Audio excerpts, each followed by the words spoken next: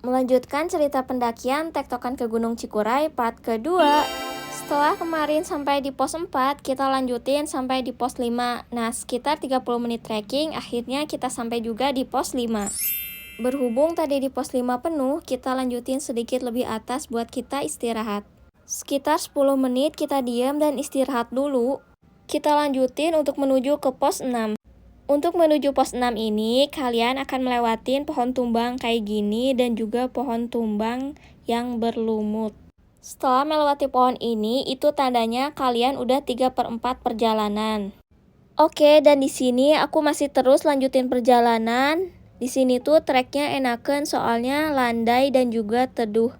Dan di sini tuh sebenarnya aku udah mulai males, nggak tahu kenapa ya badan ini tuh asa laleus aja gitu. Dan yang ada di pikiran aku tuh hanya asa lila gitu perjalanan asa tenepi-nepi. Dan lagi-lagi kita istirahat dulu sebentar di sini sebelum akhirnya kita nemuin jalur tangga kayak gini. Setelah 50 menit kita sampai juga di pos 6. Sebetulnya kalian bisa ngecamp di sini, cuma tempatnya tuh agak sempit, tidak seluas di pos 3. Dan di sini juga tidak ada sumber air ataupun warung. Jadi mendingan saran aku kalian ngecamp aja di pos 3. Kalau kalian nemuin jalur yang landai dan berdebu serta terbuka, itu tandanya puncak udah nggak jauh dari sini. Dan di sini cuacanya udah mulai mendung dan berkabut.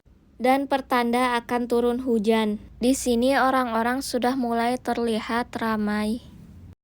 30 menit pun berlalu dan sampailah kita di puncak tertinggi Garut, Gunung Cikuray dengan ketinggian 2821 mdpl di jam 12.30. Di puncak suasananya rame banget walaupun sedikit berkabut. Dan di puncak ini terkenal dengan cuangki si Mangkumis. Aripek teh toseep, aku salah kesininya pas long weekend jadi kehabisan. Jauh-jauh demi nyobain cuangki si Mangkumis. Rada kecewa sih saeutik, tapi nggak apa-apalah, mungkin lain waktu bisa mencicipi. Jadi total waktu yang diperlukan untuk sampai ke puncak 4 jam 30 menit. Itu udah termasuk dengan istirahat ya, dan santai. Sebenarnya tergantung fisik kalian juga sih. Kalau fisik kalian kuat, bisa lebih cepat. Tanpa berlama-lama di puncak, akhirnya kita memutuskan untuk turun. Mungkin segitu dulu ya cerita tektokan aku kemarin, sampai bertemu di cerita gunung lainnya.